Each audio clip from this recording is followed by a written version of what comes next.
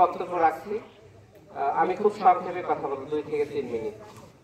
আজকে আমাদের প্রবাসী হিলফুল ফুজুর ফাউন্ডেশন কর্তৃক আয়োজিত আজকের এই মানবিক অনুষ্ঠানে যারা আমাদেরকে আমন্ত্রণ জানিয়েছেন সেই প্রবাসী ভাই ও বন্ধু, সেই সাথে আয়োজনের সাথে সংশ্লিষ্ট এই এলাকার যারা রয়েছেন তাদেরকেও উপজেলা প্রশাসনের পক্ষ থেকে সাধুবাদ এবং কৃতজ্ঞতা জানাচ্ছি।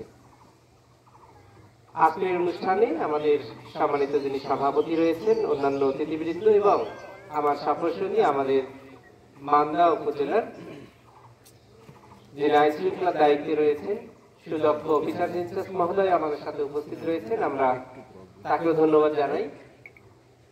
যে কথাটি না বললেই নয় যে আমি বলেছি আজকের এই মানবিক অনুষ্ঠান, অর্থাৎ একজন মানুষ কিংবা একটি গোষ্ঠী কিংবা একটি দল, তার আসলে 2টি দিক থাকতে হয়।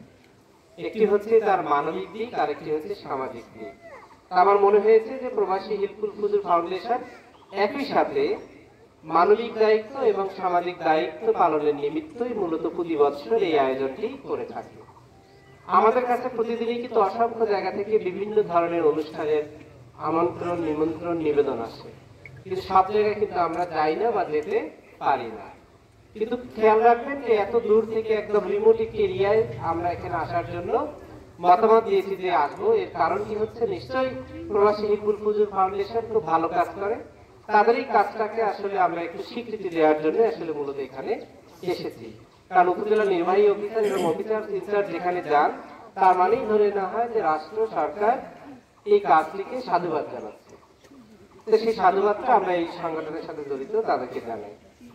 সেই সাথে আপনারা যারা এই এলাকার আমাদের মা চাচি এখানে রয়েছে, আপনাদেরকেও আমরা যে কথাটি বলতে চাই, আইন শৃঙ্খলা হোক কিংবা অন্য কোনো সমস্যা হোক, নির্দ্বিধায় নির্বিঘ্নে যে কোনো সময় আপনারা আমাদের এখানে আসবেন।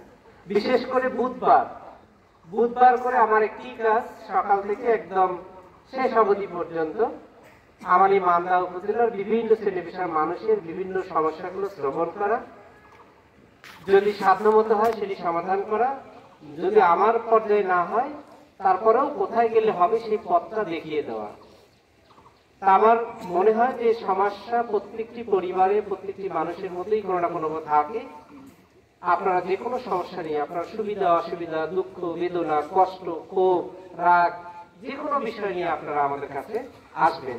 আমরা চেষ্টা করব আপনাদের এই সমস্যাগুলো শুনে সমাধান করার জন্য। ইতিমধ্যে আপনারা জানেন যে আমাদের অফিসার মহোদয়কে আমি ধন্যবাদ দিই যে বাংলাদেশের অনেক উপজেলাতে আমরা কিন্তু এই মুহূর্তে আইন শৃঙ্খলার দিক দিয়ে অনেকাংশে কিন্তু ভালো আছি। তারপরেও বলবো, যেহেতু আমাদের সামনে ঈদকে কেন্দ্র করে অনেক ধরনের কিন্তু অপরাধ মানুষ করার চেষ্টা করে, বিশেষ করে ধর্মুখ মানুষ বিভিন্ন সময় আসা যাওয়া শুরু হবে এখন এলাকায়। তো সেই জন্য আপনারা সচেতন থাকবেন। যারা এখানে বিশেষ অতিথি সহ আমার সাথে এখানে রয়েছেন, আপনারাও সচেতন থাকবেন। কোথাও কোনো ঘটনা কিংবা ঘটনা ঘটতে পারে এমন কোনো ইঙ্গিত ইশারা যদি পান, সঙ্গে সঙ্গে আমাকে কিংবা অফিসার মহোদয়কে জানাবেন, আমরা ত্বরিত ব্যবস্থা নেব।